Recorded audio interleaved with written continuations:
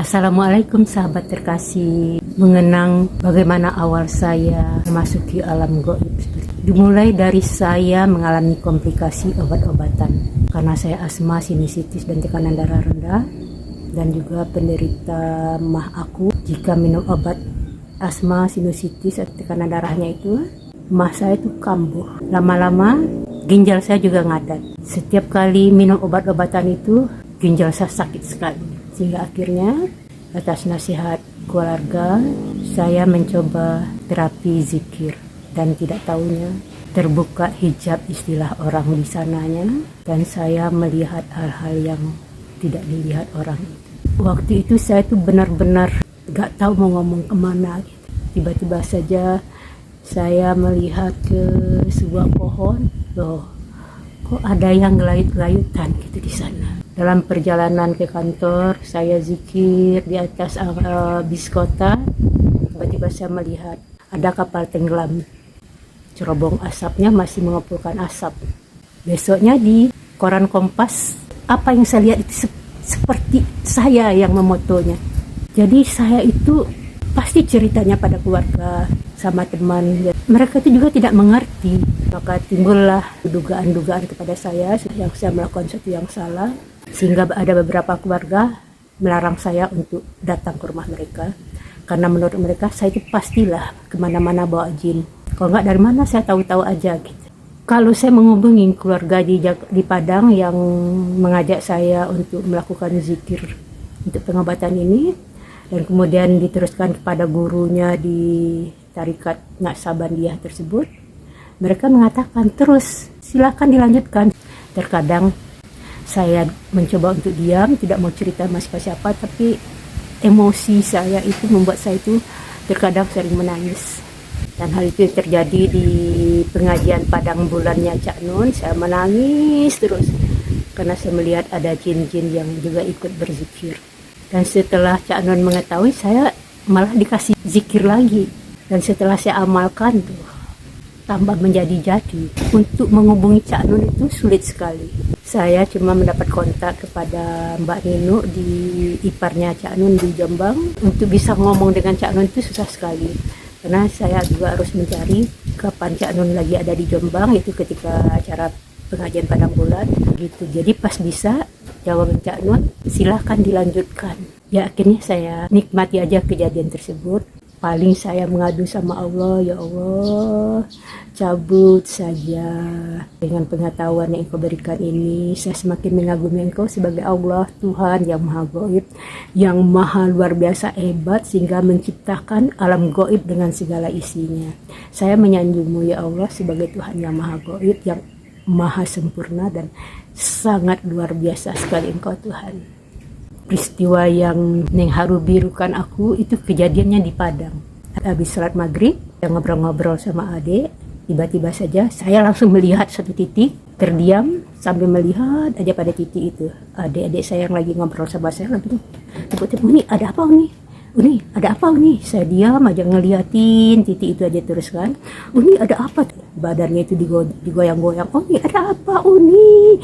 Uni ada apa?" Mereka udah panik, kok saya tuh cuma tiba-tiba ngelihat satu titik aja fokus, enggak ini.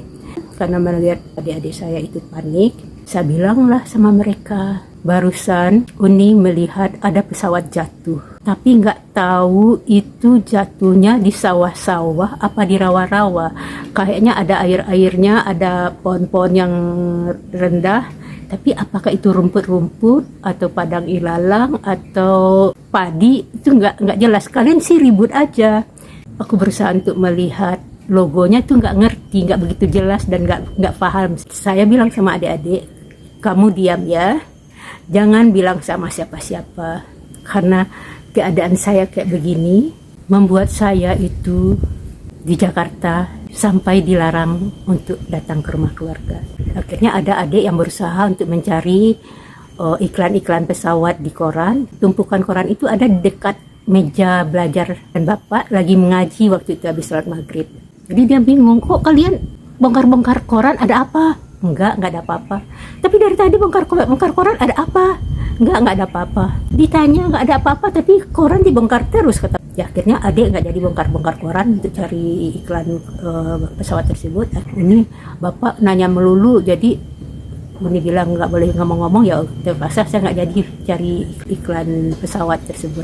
Di acara-acara berita itu nggak keluar malam itu berita tentang pesawat jatuh. Pagi dilihat di koran nggak ada berita pesawat jatuh.